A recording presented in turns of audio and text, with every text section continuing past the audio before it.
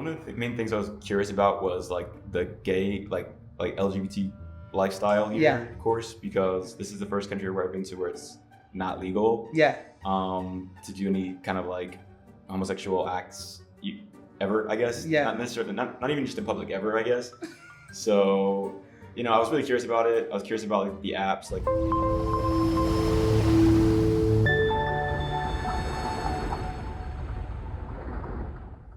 Let's get to know you a little bit better. Let's talk about your background. Sure. Who are you? Where you're from? Yeah, my background, so I'm from New Jersey.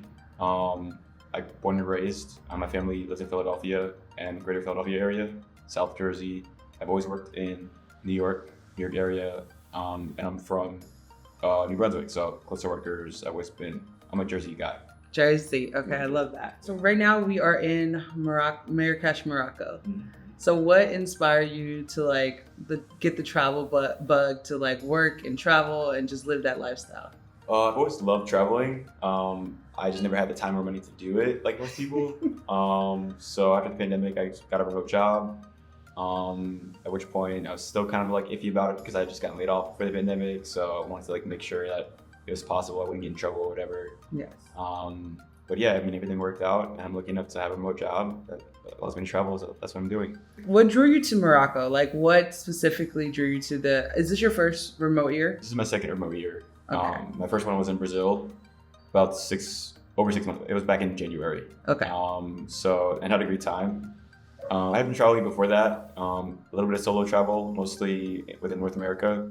But yes, my second remote year, and I love it so far. I wanted to come to Morocco for several reasons. It's a long story, but I studied Arabic in college for 2 years because I was interested in political science. Then I switched my major a few times, ended up majoring in French after that. Mm-hmm. So Arabic and French equals Morocco. So that's why I came here. I was also curious about the culture and a lot of other things. It just seemed like a great place to be. So what would you say are your top 5 experiences since you've been in Marrakesh or Morocco? Top 5, it's a hard question, but I think the food is a big thing for me. I'm a foodie for sure. Yes. And the food here has been kind of bland compared to what I thought it would be. I thought it'd be very spicy. Yeah. But it's been pretty mild. And discovering this food called Bastia or Pastilla. Mm-hmm. Kind of interesting food I've never heard of before, so that was pretty cool. It's like a sweet and savory chicken dish. Yes. With honey and powdered sugar. It sounds weird, but it's just It works. Yeah, it works. So the food, going to the Sahara Desert, that was really cool. Yes. Riding in camels for the first time through the Sahara. That's living. What can you ask for? And riding the ATVs back home. Yeah. Really cool. Being able to use my French for the first time in a long time. French and Arabic. I studied both. Yes. And so hearing them mixed into this Moroccan dialect called Darija. Mm-hmm. It's really interesting to hear and learn about.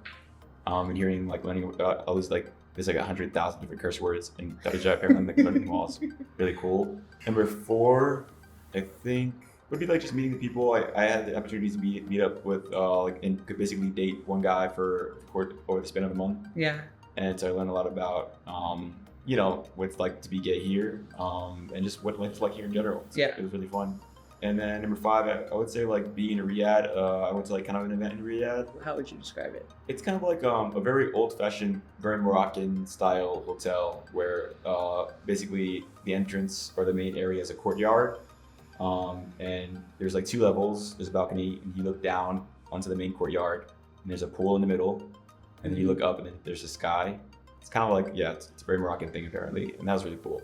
Just being able to hang out with anyone for a while. Okay, and then so how would you say the social environment in Marrakesh, especially since the nightlife, and when it comes to how it compares to other when you were in Brazil or other places like that?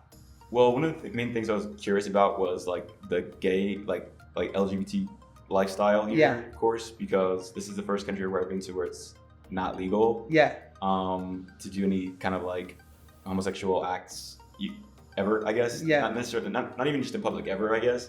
So, I was really curious about it. I was curious about the apps, do they exist? Do they work? Yeah. And how do people meet? how do people meet? Mm-hmm. I really had no idea. I didn't really I know what to expect. I spoke to a few people before I got here, some Moroccans before I got here, and I had like a few different opinions, so still didn't know what to expect.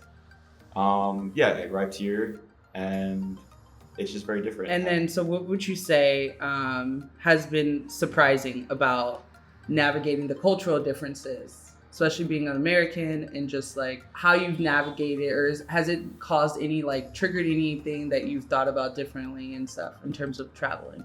Traveling in general, right? Yeah. Not just to Morocco, because I feel like that happened to me. You know, I had my epiphany a long time ago when I studied abroad in college, and I Mhm. left for the first time, and that's when I was the first in my family to leave North America, and that's when my family started traveling. They were just following me everywhere.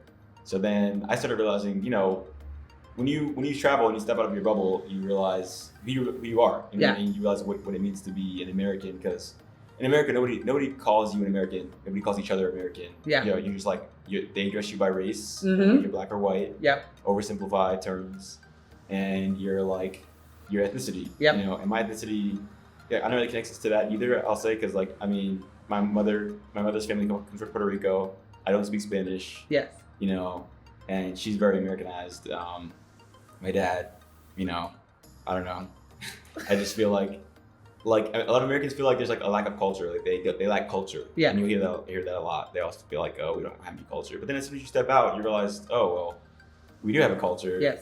Because like, no, not everyone's the same as us. Not everyone eats what we eat, talks how we talk, and watches what we watch on TV. And Yeah. So yeah, I mean, it just helped me realize who I was, my place in the world, and I feel like maybe have a better understanding of myself. Yeah. I didn't realize I was like I think the same thing of being American until I was out of the US. Like, Yeah. that's when I was like, oh shit, I am. Because I Yeah. was not a patriotic person. Exactly. That wasn't it. And then it wasn't until like I was in Germany, and then I was like, oh. They ask you what you are, and you're like, what do I say?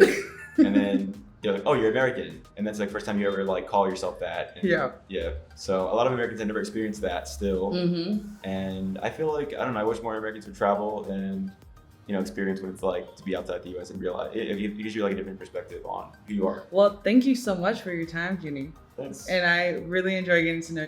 I love that you have a Puerto Rican, but you learn French and Arabic.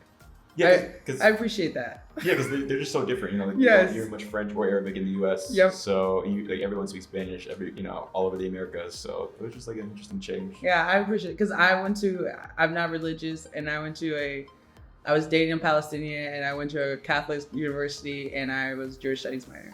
So I'm just someone, I just like to dare to be there. I just like to Yeah. fuck with shit and just do weird stuff. So I appreciate that, and the spirit of that. I recognize it. All right. Thank you, sir.